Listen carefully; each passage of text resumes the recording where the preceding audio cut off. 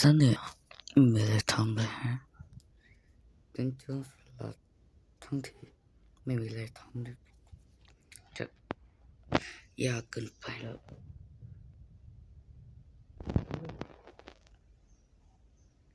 โอ้ยเดี๋ยวก่อนว้าวโชคดีไม่เป็นไรมากแล้วนะเดี๋ยวนะข้างหน้ามันไม่ได้นะ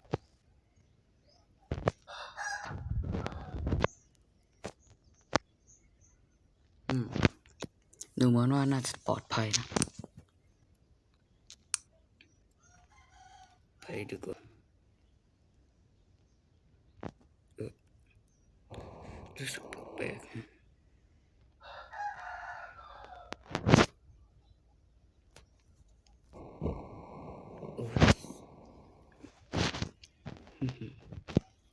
เอาแล้วนี่ดูว่าจะปลอดภัยจริงนะซิ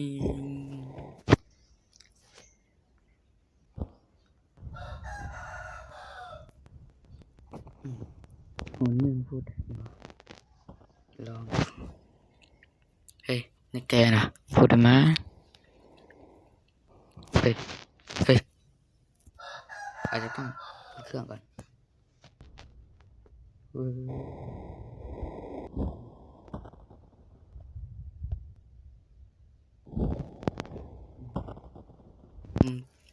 จริงแต่เสียงเครื่องมันน่าจะเปิดสวัสดีผมคือคนฝรั่งไม่ผมคือโลโบมันฝรั่ง What the ไม่ต้องห่วงผมจะจัดการคุณเองฮะเดี๋ยวชิมมีนะ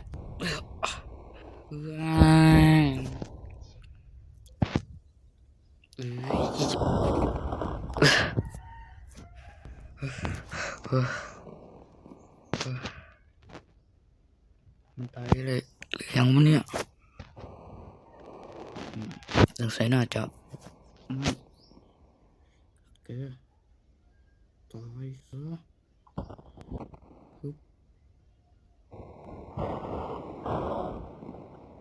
เอาละ3 2 1ฟิง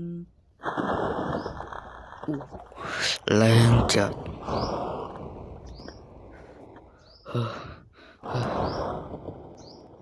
ไม่นะเดี๋ยวหลบดีกว่าหัวขาดเลยเฮ้ย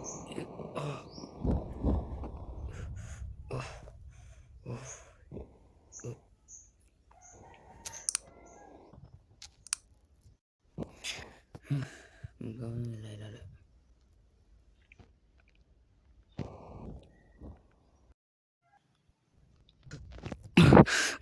เดี๋ยวนะ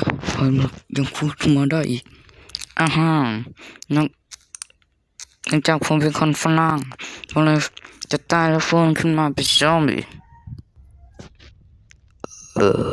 งงไหมครับทุกคนโอ้ my god โอ้เดี๋ยวนะฉันโดนเกิดกับคงไม่รอดแน่ๆอันนั้นเป็นดิสเพย์หนังฮอลลีวูด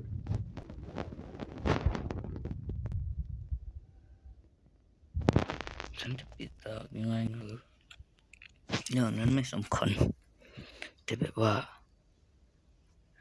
พอไหมล่ะผมละกลัวคือรู้ว่าโอ้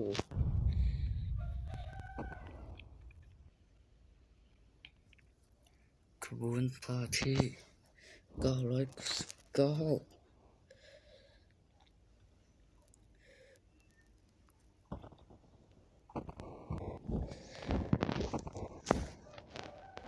น้ำกดไหลละใส่มาถึง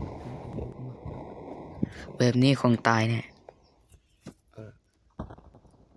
ยอดจริง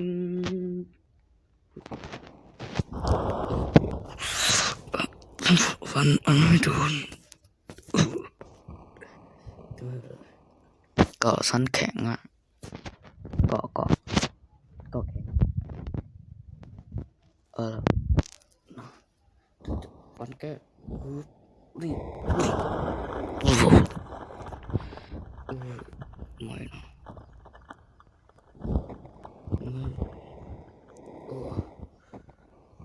ไม่นะไม่ตัว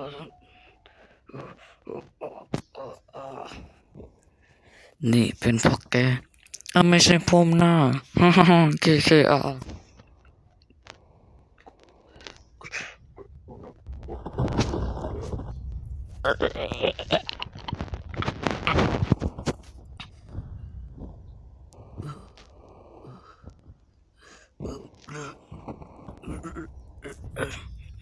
ไม่นะไม่เจอแย่แล้ว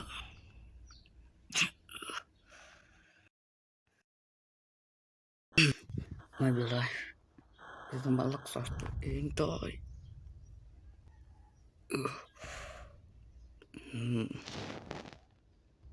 แกคงเตรียมตัวตายแล้วสินะเจ้าโลโบมันทำไมนะแขนหักแล้วสินะพูดแบบพระเอกไว้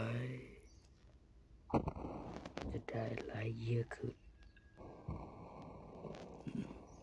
เกี่ยวแล้วสินะเรื่องนี้น่าจะสนุกยิ่งขึ้นอีกตึงแล้วเกมโปรเฟตติโนแกยังไม่ตายแล้วเนี่ยไม่ใช่แล้วผมเป็นหุ่นยนต์มันฝรั่งซึ่งมี2 ชีวิตโอเคได้แกก็ต้องตาย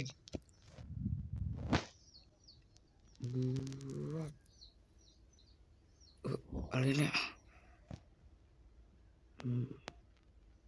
รู้ก็เติมนะ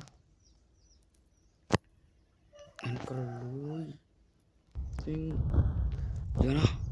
ทำไมแทงไม่ไม่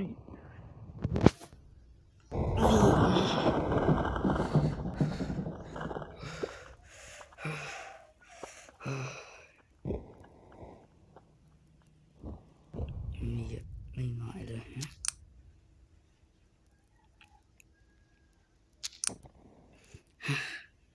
ไม่ต้องห่วงจะปวดเลยไม่ต้องห่วงนะยังรู้ได้อีก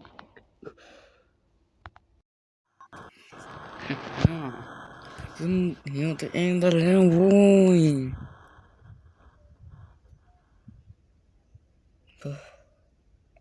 เรื่องนี้ธรรมดาเลย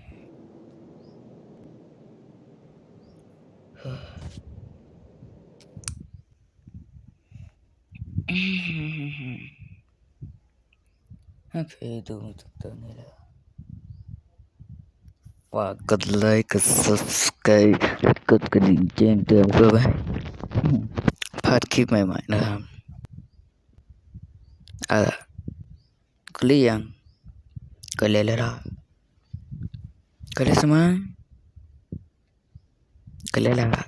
walau kita ini ka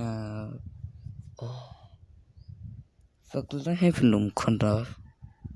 penum sutlok ni do